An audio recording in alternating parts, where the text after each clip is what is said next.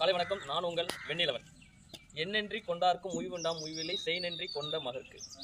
நம்ம வாழ்க்கையில் ஒரு சில தவறுகள் செய்திருப்போம், அது நம்மளால் மன்னிக்க முடியும்.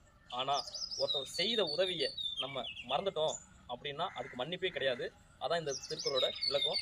அப்படி வாழ்க்கையில் ஒருத்தர் சின்ன உதவி செஞ்சாலும் பெரிய உதவி செஞ்சாலும் செஞ்ச உதவியை மறக்காதீங்க. நம்ம கடந்து வந்த பாதையை மறக்காதீங்க. அது மிகப்பெரிய தப்பு. அது வாழ்க்கையில் தடம் புரள செய்யும்.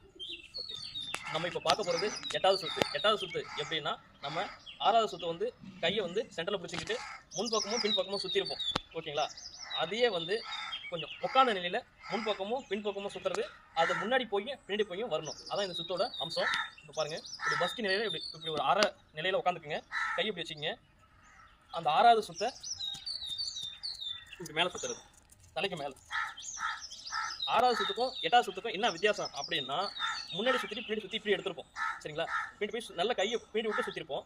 ஆனால் இது எட்டாவது சுற்றில் இது ஒரு அலங்கார விளையாட்டு சுற்று தான். எட்டாவது சுற்றில் சும்மா கையை இப்படி கொண்டு போனாலே போதும். ஓகேங்களா? 1 2 1 2 1 2 இப்படியே தான். ஓகே, இது சும்மா ஒரு அலங்கார சுற்று தான். இது நல்லாயிருக்கும். இது கை நெகிழ்வுத்தன்மை ஏற்படுத்தும். இது நீங்கள் ப்ராக்டிஸ் பண்ணிக்கங்க. அடுத்த வீடியோவில் உங்களை பார்க்குறேன். சப்ஸ்கிரைப் பண்ணிக்கங்க, பில் பட்டன் அமைக்கிங்க, ஏதாச்சும் கமெண்ட் பண்ணுங்கள். ஓகே, பாய் பாய்.